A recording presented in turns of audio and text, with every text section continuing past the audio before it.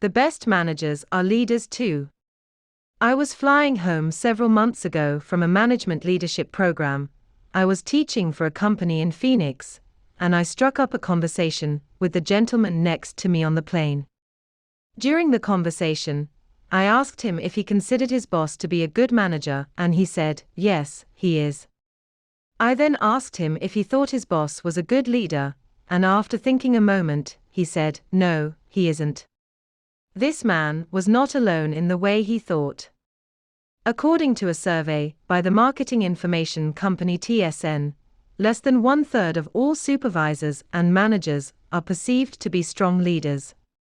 As a result, increasingly larger percentages of our workforce are disengaged.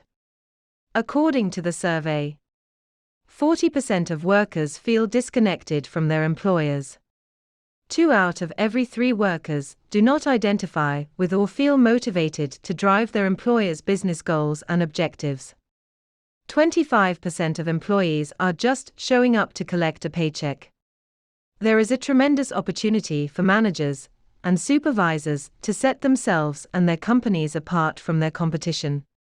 So what does it take for a manager to be perceived as a strong leader? The 5 C's of leadership. Character. People will not follow someone for long if they can't trust them. Not long ago, a well-known CEO was ousted after a probe into a personal relationship with a female executive at the same firm. The board concluded that the facts reflected poorly on his judgment and would impair his ability to lead the company. His actions were inconsistent with our code of conduct. Leaders have to be trustworthy to produce sustainable results. Caring. The old cliché is true: people don't care how much you know until they know how much you care. When Lou Holtz was coach at Notre Dame, the second question he used to ask every player before being selected to play after, "Can I trust you?" was, "Do you care about me, your teammates, and Notre Dame?" If a player had a selfish motive for being on the team, and didn't care enough to put the team interests first, he didn't want that young man on the team. He also said if the young man didn't believe that he could trust the coach and feel cared about in return, he shouldn't want to be on the team. Leaders show they care about their team personally and professionally. Commitment. There's a poster on the gym wall in Clint Eastwood's movie Pretty Baby that says, "Winners do what losers won't do." Leaders are like that also. They do things poor managers won't do. Arguably, one of the greatest business leaders of our time was Sam Walton. What was his number 1 rule for business success? Commit to your business. Believe in it more than anybody else. I think I overcame every single one of my personal shortcomings by the sheer passion I brought to my work. I don't know if you're born with this kind of passion, or if you can learn it. But I do know you need it. Confidence.